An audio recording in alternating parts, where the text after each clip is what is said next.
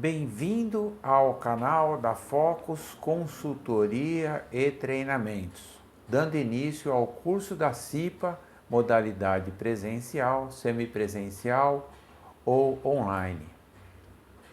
O curso tem como finalidade desenvolver e aprimorar as habilidades dos membros da CIPA, com o objetivo de conseguir que observem e relatem condições de risco nos ambientes de trabalho e proponham, com base na sua experiência do dia a dia, medidas preventivas para reduzir ou até eliminar os riscos existentes ou neutralizar os mesmos. Este curso está baseado no novo texto da NR5, que estabelece assim desta maneira: objetivo, campo de aplicação, as atribuições da CIPA, constituição e estruturação da CIPA, o processo eleitoral em todas as etapas, o funcionamento da CIPA, o treinamento obrigatório, a CIPA das organizações contratadas para a prestação de serviços, disposições e o anexo 1 da CIPA específico da indústria da construção civil. Bom, neste vídeo iremos falar sobre a nova redação da CIPA, conforme determina a NR5 da Portaria 3214 e a nova Portaria 422, de 7 de outubro de 2021, que estabelece, assim desta maneira, o treinamento deve ter carga horária mínima conforme o grau de risco. Empresas do grau de risco 1 devem ter carga horária mínima de 8 horas, sendo 8 horas na modalidade presencial, no mínimo. Empresas do grau de risco 2 devem ter carga horária de 12 horas, sendo 4 horas na modalidade presencial, no mínimo. Empresas do grau de risco 3, carga horária de 16 horas o curso da CIPA, tendo como carga horária mínima 8 horas.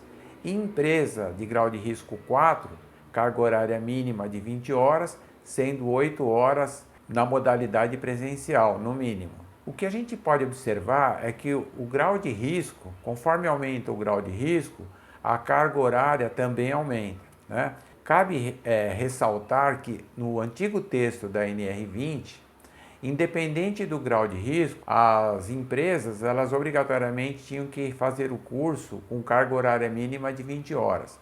Esta foi uma das modificações do novo texto, né? Bom, aqui nós temos um item, que é o item 5.7.3, que ele fala sobre o treinamento realizado há menos de 2 anos, contados da conclusão do curso, pode ser reaproveitado na mesma organização, observado e estabelecido na NR1.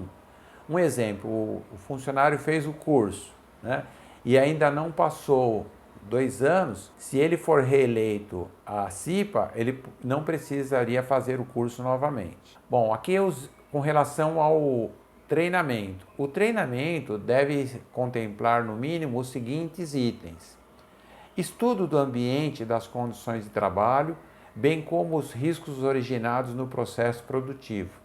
Então, quando realizamos o mapeamento do processo produtivo, é possível identificar nas suas etapas os riscos, né, de atividades com maior risco, com menor risco, de ocorrência de acidentes. Então é importante conhecer bem as condições de trabalho e os riscos, né? Depois nós temos também noções sobre acidentes e doenças relacionadas ao trabalho decorrente das condições de trabalho, exposição aos riscos existentes no estabelecimento e suas medidas de prevenção.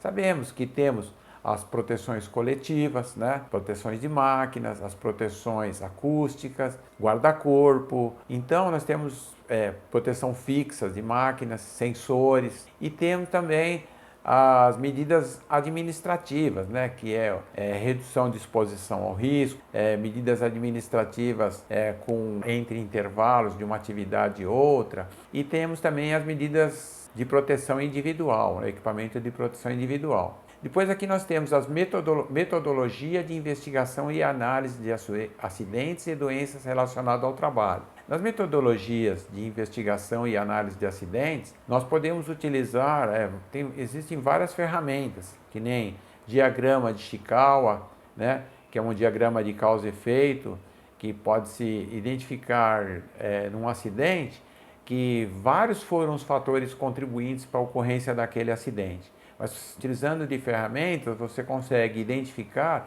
a causa raiz, né? A causa preponderante a que pode gerar aquele acidente ou aquela doença do trabalho. Então, podendo utilizar o diagrama de Chikawa, de causa e efeito, podemos utilizar a análise através de árvore de causa, podemos utilizar os 5 porquê, entre outros, né? Bom, princípios gerais de higiene do trabalho e medidas de prevenção dos riscos. Higiene do trabalho está relacionada diretamente aos riscos ambientais, né, que são riscos físicos, riscos químicos e riscos biológicos. Então nós temos nos riscos físicos um exemplo: ruído, temperaturas extremas, vibração, umidade, né? Nos riscos químicos podemos citar aí por exemplo, uma cabine de pintura, pode ter a pintura, vapores orgânicos, né? Da cabine de pintura. Pode-se ter névoas de um processo, de uma máquina, por exemplo, de usinagem, pode-se ter neblina, né, assim, a exposição a agentes químicos, pode ter contato com óleos ou graxas nas peças ou no contato direto com a máquina, e também os aerodispersóides, que são poeiras suspensas, né, de um processo aí dentro lá do processo produtivo. E os riscos biológicos, né, por agentes patogênicos, né, que é o contato com sangue ou material em decomposição, que nem lixo, resíduos, né, podendo ser encontrados muitas vezes no refeitório, na parte de alimentação, na segregação ou no manter os alimentos em lugares refrigerados, né, respeitando o prazo de validade para consumo. No refeitório, é um exemplo, podemos ter nos sanitários, os banheiros e o piso dos chuveiros, né, que tem que estar sempre higienizado e limpo, evitar contrair doenças da pele, né, no contato com o piso com bactérias. Então, são várias as condições, né? O água potável, que deve ser realizada análises periódicas com análise físico-química e bacteriológica da água, enfim, uma série de riscos que são relacionados à higiene do trabalho. Depois nós temos noções sobre legislação trabalhista e previdenciária relativa à segurança e saúde do trabalho. Com relação à legislação trabalhista, conhecer os conceitos legais de acidente do trabalho, né, os afastamentos, as questões das incapacidades permanentes e temporárias, o retorno ao trabalho, os exames admissionais, demissionais, periódicos, e também a legislação previdenciária com relação ao seguro acidente, né, entre outros, né. Noções sobre inclusão de pessoas com deficiência e reabilitados no processo.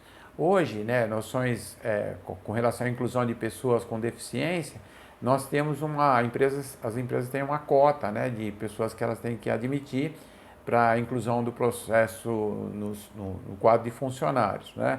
Então, pode contratação de pessoas com deficiência visual, né, com deficiência auditiva, de dificuldade de mobilidade, e essas pessoas precisam ser acompanhadas um pouco mais de perto, e a CIPA pode atuar nesse sentido. Tem também a questão dos reabilitados no processo de trabalho.